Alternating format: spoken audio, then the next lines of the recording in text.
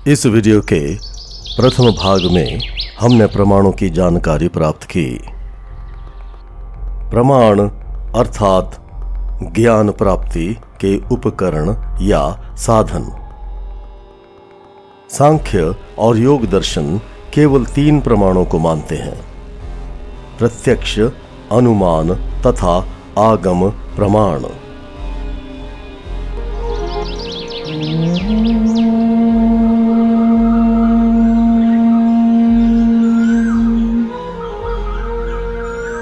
श्री धर्मानंद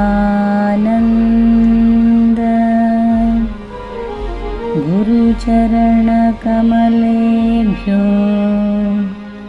नमः।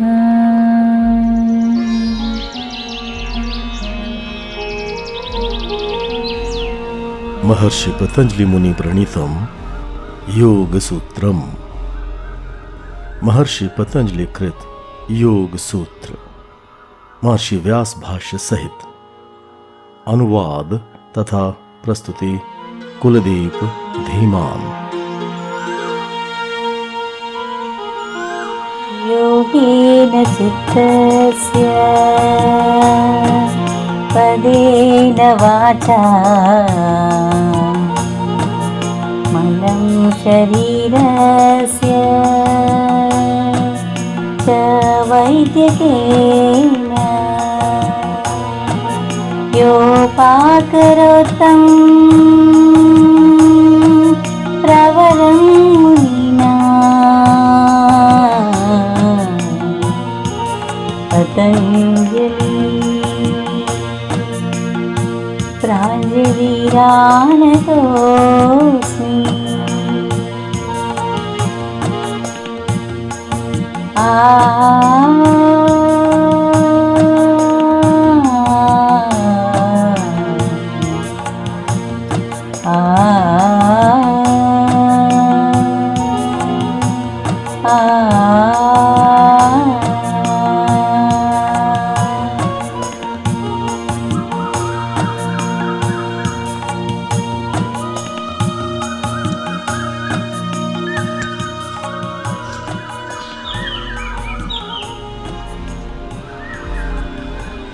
प्रत्यक्ष प्रमाण की व्याख्या करते हुए व्यास जी कहते हैं, इंद्रिय प्रणालिकया चित्तस्य बाह्य वस्तु प्रागात् तद विषया सामान्य विशेषात्मोर्थस्य विशेषावधारण प्रधानावृत्ति ही प्रत्यक्षम प्रमाणम। इंद्रिय अर्थात 5 ज्ञानेंद्रियां, आंख, नाक, कान, जिह्वा और त्वचा। प्रणाली अर्थात व्यवस्था या माध्यम। इंद्रिय प्रणाली इंद्रियों की व्यवस्था या माध्यम। जब इंद्रियां बाह्य वस्तुओं के संपर्क में आती हैं, तब उन सामान्य और विशेष धर्म वाली वस्तुओं के विशेष अंश का ज्ञान कराने वाली वृत्ति को प्रत्यक्ष प्रमाण कहते हैं। फलमविशिष्टः पौरुषेयश्चित्त वृत्ति बोधः। चेतन पुरुष का ज्ञान होना इन वृत्तियों का फल है। बुद्धेः प्रतिसंवेदी पुरुष इत्युपृष्टादुपपादयिष्यामः। जो इन वृत्तियों से प्रभावित होता है उसे पुरुष या जीवात्मा कहते हैं। इत्युपृष्टादुपपादयिष्यामः। इसकी चर्चा आगे चलकर करेंगे। अब हम देखेंगे कि व्यास जी क्या कहना चाह रहे हैं। 5 ज्ञानेंद्रियों की व्यवस्था के द्वारा हमें बाहरी वस्तुओं का ज्ञान होता है। इस ज्ञान को प्रत्यक्ष प्रमाण कहते हैं। यह ध्यान में रखना चाहिए कि इंद्रियां केवल साधन हैं, खिड़कियां हैं। उनके द्वारा जो ज्ञान हो रहा है उसका इंद्रियों को कुछ भी पता नहीं होता, क्योंकि इंद्रियां तो जड़ होती हैं। चाहे हम साधारण भाषा में कहते हैं मेरी आंखों ने देखा, कानों ने सुना, परंतु न आंखें कुछ देखती हैं और न ही कान कुछ सुनते हैं। वे केवल गोलक या खिड़कियां हैं जिनके द्वारा बाहर की वस्तुओं का ज्ञान भीतर आता है। अपने आप में इंद्रियां कुछ नहीं जानती। जैसे कि कैमरे का लेंस केवल बाहर की वस्तुओं की छवि का अंदर लगी चिप पर प्रक्षेपण मात्र करता है, परंतु लेंस को कुछ पता नहीं होता कि वह किस वस्तु का प्रक्षेपण कर रहा है। कैमरे की तो एक ही इंद्रिय होती है, उसका लेंस, परंतु हमारी तो 5 इंद्रियां होती हैं जो कि एक दूसरे से स्वतंत्र होती हैं। अर्थात हमें चाहे एक साथ रूप, रंग और ध्वनि का ज्ञान हो रहा होता है, परंतु आंख को नहीं पता चलता कि कान क्या सुन रहे हैं, कान को नहीं पता चलता कि आंख क्या देख रही है।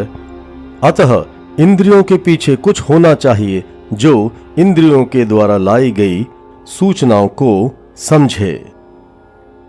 यह काम मन करता है। वास्तव में तो मन भी कुछ नहीं समझता, क्योंकि मन भी इंद्रियों की तरह चेतनाहीन होता है। मन में तो चेतना का केवल आभास होता है, क्योंकि मन चेतन पुरुष के अत्यंत निकट होता है। व्यास जी कहते हैं, पुरुष क्या है यह बाद में बताएंगे। व्यास जी आगे कहते हैं, सामान्य विशेषात्मनोर्थस्य विशेषावधारण प्रधान वृत्ति प्रत्यक्षम प्रमाणम। सामान्य और विशेष धर्म वाली वस्तु के विशेष अंश का ज्ञान करवाने वाली वृत्ति को प्रत्यक्ष प्रमाण कहते हैं। व्यास जी ऐसे क्यों कह रहे हैं? वास्तव में ऐसा कहकर वे कुछ मीमांसकों और बौद्धों के मतों का खंडन कर रहे हैं। मीमांसक कहते हैं कि कोई भी वस्तु केवल जाति के रूप में होती है। इसके विपरीत बौद्ध कहते हैं कि जाति के रूप में नहीं होती। बौद्ध जाति में विश्वास नहीं करते, क्योंकि जाति तो नित्य होती है, उसका कभी नाश नहीं होता। बौद्धों के अनुसार नित्य कुछ नहीं होता, सब कुछ क्षणिक ही होता है। इसलिए अगर वे जाति को मानेंगे तो उनके क्षणिकवाद का क्या होगा? किसी भी जाति के व्यक्तियों का तो नाश होता है, परंतु जाति का नहीं। जैसे कि घोड़े तो मरते रहते हैं, पर घोड़े की जाति सदा नित्य ही रहती है। अतः मीमांसक और बौद्ध दोनों का खंडन करते हुए नैयायिक मानते हैं कि शब्द जिस वस्तु का संकेत करते हैं वह वस्तु किसी जाति का अंश होती है। अतः शब्द सामान्य और विशेष दोनों धर्मों का संकेत करते हैं। अन्य कोई विरोधी कह सकता है कि आपकी प्रत्यक्ष प्रमाण की परिभाषा अनुमान और शब्द प्रमाण में काम नहीं करेगी। आपकी परिभाषा में अतिव्याप्ति हो रही है। इस आक्षेप का पूर्वानुमान करके ही व्यास जी ने कहा कि प्रत्यक्ष प्रमाण किसी वस्तु के सामान्य धर्म के किसी विशेष पहलू का ज्ञान है। इस तरह व्यास जी ने अपने कथन को अतिव्याप्ति दोष से बचा लिया। व्यास जी कह रहे हैं कि जब हम किसी वस्तु का इंद्रियों द्वारा अनुभव करते हैं तब हमें उसे किसी जाति का अंश मानकर ही करते हैं, परंतु अनुमान तथा आगम प्रमाण द्वारा हमें केवल जाति का ही ज्ञान होता है, विशेष का नहीं। जैसे कि बाहर भौंकने की आवाज सुनकर आपने अनुमान किया कि कोई कुत्ता होगा, परंतु आप यह अनुमान नहीं लगा सकते कि कुत्ते का रंग क्या है, कितना बड़ा है इत्यादि। कहने का अर्थ है कि इस उदाहरण में हमने केवल जाति का अनुमान लगाया, न कि व्यक्ति का। व्यास जी कहते हैं, अनुमान प्रमाण द्वारा हमें किसी वस्तु का पूर्ण ज्ञान नहीं होता। पूर्ण ज्ञान तब होता है जब हमें किसी वस्तु के सामान्य और विशेष दोनों धर्मों का पता चले। प्रत्यक्ष और अनुमान प्रमाण में यही मुख्य भेद है। अब हम देखते हैं कि ज्ञान उत्पन्न कैसे होता है। नैयायिक दार्शनिक कहते हैं कि किसी वस्तु का ज्ञान प्राप्त करने के लिए 3 चीजों का होना आवश्यक है। ये 3 चीजें हैं प्रमाण, प्रमेय और प्रमाता। प्रमाण अर्थात ज्ञान का साधन, जैसे कि आंख, नाक इत्यादि। प्रमेय अर्थात वो वस्तु जिसका ज्ञान हो रहा है। प्रमाण और प्रमेय के संयोग से जो ज्ञान उत्पन्न होता है उसे प्रमा कहते हैं। आप किसी फूल को देख रहे हो तो फूल के आकार और रंग को जानने के लिए आंखें प्रमाण होंगी और उसकी खुशबू को जानने के लिए नाक प्रमाण होगा। प्रत्यक्ष प्रमाण के बाद व्यास जी अनुमान की व्याख्या में कहते हैं, अनुमेयस्य तुल्य जातीयेष्वनुवृत्तो भिन्न जातीयेभ्यो व्यावृत्तः संबंधो यस्तद विषया सामान्यावधारण प्रधानावृत्तिरनुमानम। ऐसा ज्ञान जो समान वस्तुओं में होने से और असमान वस्तुओं में न होने से होता है उसे अनुमान प्रमाण कहते हैं। यथा देशांतर प्राप्तिर गतिमच्चंद्र तारकम चैत्रवत विंध्यश्चाप्राप्तिर गतिः। जैसे आकाश में चंद्र और तारों को हम भिन्न भिन्न स्थानों पर देखते हैं और अनुमान लगाते हैं कि वे चलते हैं, और जैसे किसी चैत्र नाम के व्यक्ति को अनेक स्थानों पर देखकर यह अनुमान लगाते हैं कि वह भ्रमण करके आया होगा। इसके विपरीत जो वस्तु एक ही स्थान पर दिखाई देती है हम अनुमान लगाते हैं कि वह अचल है, जैसे कि विंध्याचल पर्वत। इन उदाहरणों के द्वारा व्यास जी बताना चाहते हैं कि अनुमान प्रमाण ऐसा प्रमाण है जो प्रत्यक्ष ज्ञान होने के बाद ही होता है। अनु शब्द का अर्थ है जो बाद में आए। अब व्यास जी आगम प्रमाण की व्याख्या करते हैं।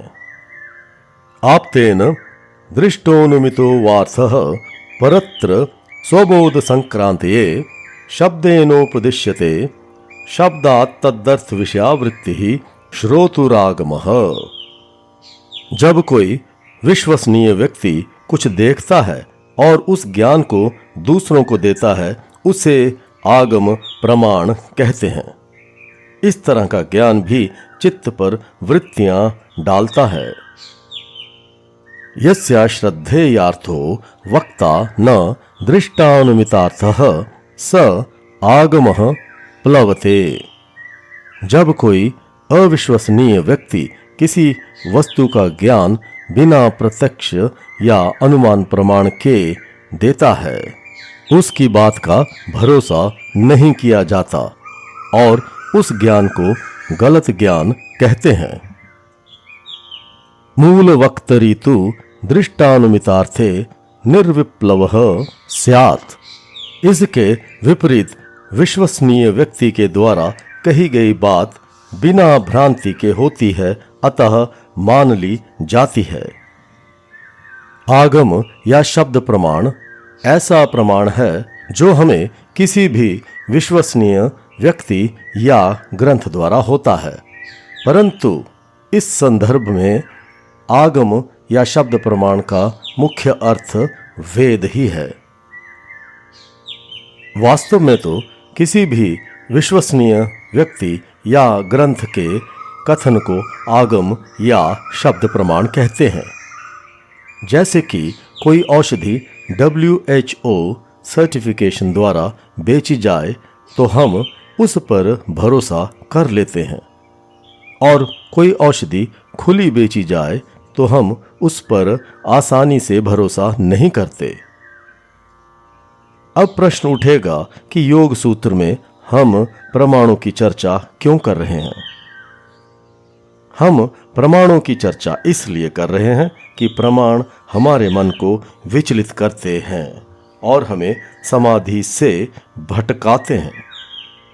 एक बात ध्यान में देने योग्य है कि ये प्रमाण बिना प्रमाता अर्थात चेतन पुरुष के काम नहीं करेंगे। चेतन पुरुष की चर्चा आगे होगी।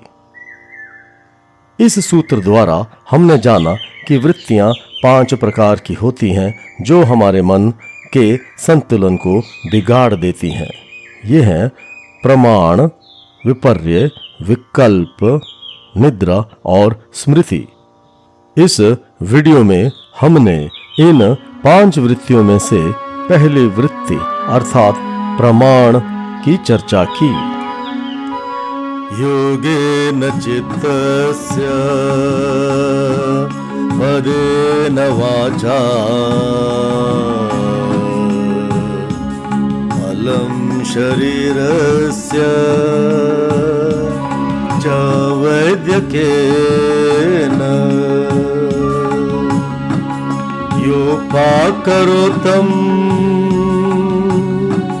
प्रवरं मुनिना